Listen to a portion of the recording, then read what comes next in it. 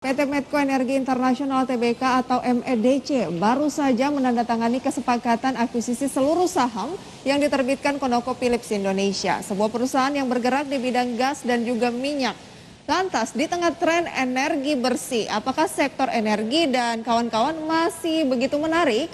Bersama saya Prisa Somodatu, inilah Market Buzz selengkapnya.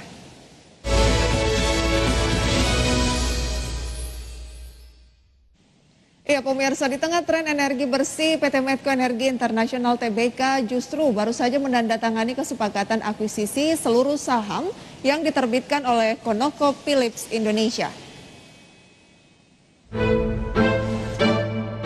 Medco Energi mengakuisisi aset ConocoPhillips di Indonesia. ConocoPhillips Indonesia Holding Ltd memegang 100% saham di ConocoPhillips Gresik Ltd dan 35 saham di Transasia Pipeline Company. Melalui Transasia, Medco akan memiliki saham minoritas pada jaringan pipa gas yang menyuplai pelanggan di Sumatera Tengah, Batam, dan Singapura. Setelah transaksi, performa pedoman Medco Energi tahun 2022 untuk segmen minyak dan gas adalah produksi 155 juta barrel setara minyak per hari. Belanja modal atau capital expenditure ditetapkan sebesar 275 juta US dollar dan biaya kas per unit di bawah 10 US dollar per barrel oil equivalent. CEO Medco Energi Roberto Lorato mengatakan transaksi ini melanjutkan rekam jejak Medco Energi dalam memberikan nilai tambah melalui akuisisi dan sesuai dengan strategi perubahan iklim perusahaan, serta diharapkan akan memperkuat posisi Medco Energi sebagai perusahaan energi dan sumber daya alam independen terkemuka di Indonesia. Adapun rencananya transaksi ini selesai pada kuartal 1 2022. Berbagai sumber IDX Channel. Saya akan berbincang bersama dengan Mas Nafan Aji Gusta, Senior Investment Information PT Mirae Asset Sekuritas. Selamat pagi Pak Nafan. Ya, selamat pagi Pak Prisa, selamat pagi pemirsa IDX Channel. Apa kabar? Ya, baik sekali kabar saya. Pak Nafan, langsung saja ya kita membahas Medco yang mengakuisisi seluruh aset ataupun juga saham dari ConocoPhillips Indonesia. Di tengah tren energi bersih, ini kan ConocoPhillips bergerak di bidang gas dan juga minyak gitu ya. Apa tanggapan Anda? Trennya memang ke depan energi ini masih layak dicermati kah? Meskipun kan energi hijau juga nggak serta-merta langsung dihilangkan, tapi pelan-pelan. Bagaimana tanggapan Anda? Baik, sebenarnya kalau kita cermati daripada tren ini ya, demand terhadap energi mineral misalkan minyak dan gas, tentunya untuk di tahun ke depan sebenarnya potensinya masih cukup besar begitu, karena kalau kita melihat daripada demand secara global, misalkan di Amerika Serikat itu kan kalau secara jangka panjang negara tersebut terus memacu peningkatan produksi minyak di sana begitu ya, dalam rangka katakanlah untuk meningkatkan kinerja perekonomian di negara Paman Sam gitu. Kemudian juga di sisi lain juga OPEC pun juga berperan dalam rangka untuk menstabilkan harga minyak dunia ya. Bahkan juga terkadang OPEC pun juga berperan dalam rangka untuk meningkatkan pasokan minyak dari negara-negara anggotanya begitu. Tapi juga di sisi lain kalau misalkan kita melihat daripada adanya komitmen dari negara-negara lain dalam rangka untuk mempromosikan green energy, memang sebenarnya hal tersebut juga sudah pernah dilaksanakan misalkan dalam suatu konferensi COP26 misalkan PBB, itu juga dalam rangka agar supaya bisa mengakhiri produksi minyak dan gas. Tapi ini secara di masa depan begitu, sehingga kalau menurut saya misalkan untuk di tahun ke depan ya saya pikir memang untuk tren daripada permintaan energi ya berupa oil dan gas memang masih cukup potensial. Masih cukup potensial ya. Anda masih merasa Medco ini potensial untuk menjadi salah satu bagian dari portofolio investasi saham. Medco kemarin kita lihat mengalami kenaikan ya, dan ditutup di 510. Bagaimana rekomendasinya? Ya, di sini kalau misalkan dari perspektif kami ya, kalau dari riset fundamental dari Medco, sebenarnya ini rekomendasinya berupa maintain buy begitu ya, maintain buy. Kalau misalkan untuk target harga jangka panjang itu level 870 gitu. Karena kalau di sini kalau kita melihat daripada potensi kenaikan kinerja untuk Medco ke depan, itu pasti dipengaruhi oleh potensi pertumbuhan pendapatan dari kenaikan harga minyak dan kemudian juga dipengaruhi oleh diversifikasi pendapatan melalui usaha ketenaga listrikan dan komoditas mineral begitu. Dan juga di sisi lain kalau misalkan jika kita melihat daripada potensi untuk peningkatan revenue maupun juga untuk net income gitu ya untuk di tahun 2021. Oke, baik untuk Medco ya Pak itu memang Nafan trennya ya. bagus gitu. Betul sekali. Masih ada target di 800-an. 870 untuk Masuknya Medco di level energi. berapa? Kalau untuk secara teknikalnya ya, kalau misalkan jika saya cermati daripada Medco itu kan sudah melewati daripada down channel begitu. Dan juga pergerakan harga saham ini juga sudah mendekati EMA 20 gitu. Berarti ini otomatis ini Medco sudah berada dalam fase bullish consolidation.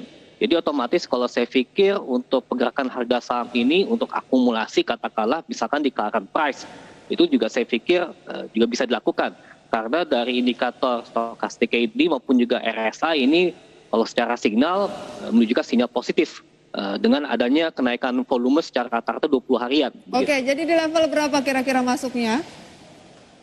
Ya misalkan di antara 510 atau di sekitar 490 ya, itu menurut saya merupakan level ideal untuk melakukan akumulasi. 410-an adalah 490 ya?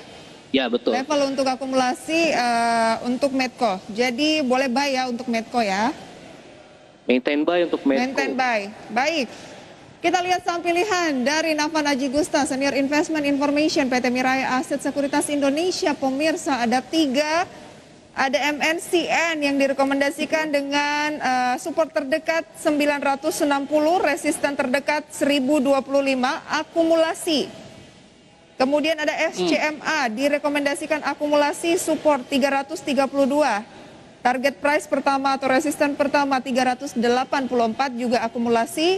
Dan yang terakhir ada Wood atau WOOD direkomendasikan dengan support 740, resisten terdekat 790. Baik, tidak ada emiten energi dari 3 rekomendasi Anda tadi, Mas Nafan. Singkat saja mengapa? Tidak ada emiten energi ataupun tambang. Sebenarnya kalau misalkan untuk Medco itu sudah saya pernah melakukan riset teknikal dari sebelum tanggal 10 begitu ya. Ketika misalkan dari Medco itu sendiri kan dia sudah rebound dari support Fibonacci ya.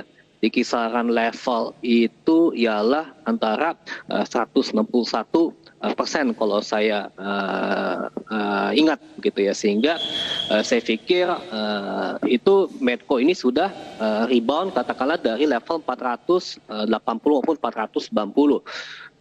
Dan juga di sisi lain kalau misalkan jika kita melihat daripada fluktuasi harga komoditas untuk saat ini kan kebetulan juga harga komoditas ini kan lagi mengalami koreksi wajar. Misalkan kalau harga oil ini lagi ditutup minus 2,9% gitu. Baik. Sehingga saya pikir hal tersebut tentunya juga membuat kalau misalkan kita menggunakan strategi daripada harga komoditas itu kalau misalkan kita manfaatkan fluktuasi, tentunya para pelaku pasar akan manfaatkan momentum ketika misalkan harga komoditas dunia lagi menguat, nanti akan mempengaruhi daripada kinerja pergerakan harga sahamnya begitu. Dan juga di sisi lain kalau misalkan untuk rekomendasi saya untuk saat ini saya juga kebetulan lebih dipengaruhi oleh baik Mas Nafan, berarti karena memang kalau ada saham yang lebih menarik Mas Nafan, kalau ada sektor yang lebih menarik lainnya dibanding komoditas, kenapa untuk saat ini harus ke komoditas begitu ya? Komoditas lagi tertekan. Jadi Anda memilih saham-saham tadi. Lagi fluktuasi begitu ya, karena sebenarnya juga pelaku pasar tentunya mencermati misalnya dinamika asesmen daripada Omicron variant itu sendiri, kemudian juga di sisi lain juga para pelaku pasar juga mencermati kinerja inflasi Amerika Serikat, di mana tentunya juga pada per November saja kinerja US CPI saja juga mengalami peningkatan pesat di kisaran 6,2%. kalau misalkan jika terjadi adanya peningkatan inflasi, tentunya juga ini membuat para pelaku pasar juga berekspektasi bahwasanya The Fed akan menjalankan atau mempercepat kebijakan daripada tapering tersebut. Oke, apa Begitu hubungannya ya, sehingga, dengan komoditas, Mas Nafan? Oke, di sini kalau saya amati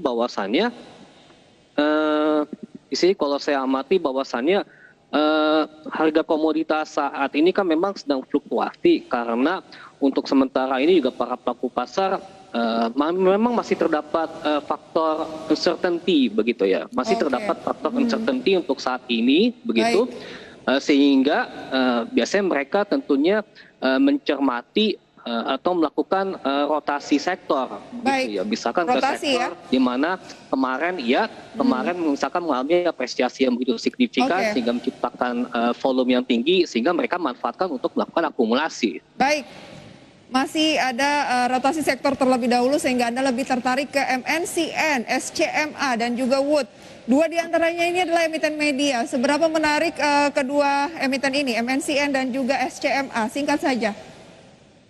Oke, di sini kalau secara teknikal misalkan untuk MNCN terlebih dahulu, ini kan pergerakan harga sahamnya kan uptrend gitu ya untuk MNCN.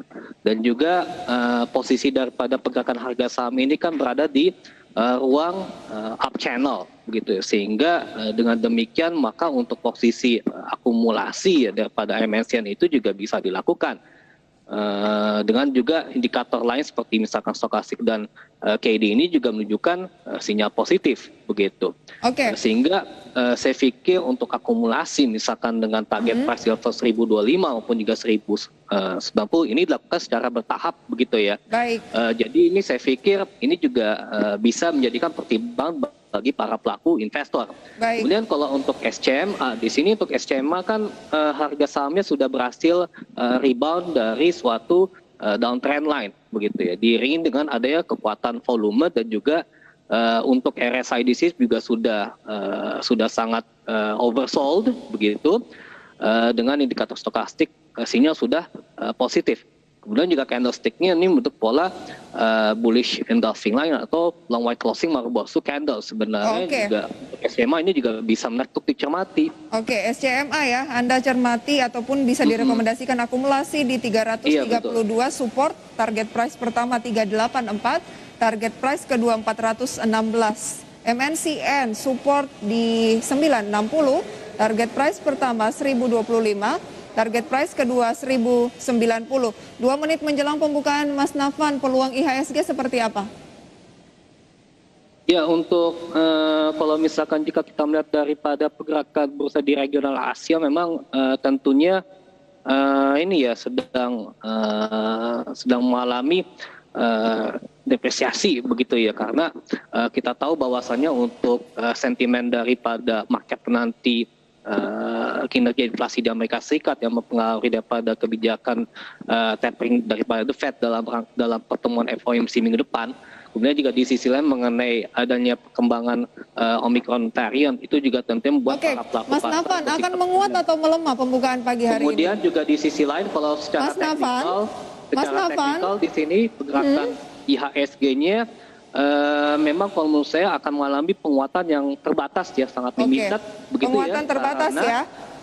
Baik. Ya, betul, karena di sini karena kita melihat bahwasannya untuk sentimennya ya itu masih belum cukup kondusif gitu ya dalam rangka untuk mendukung penguatan. Mas Nafan,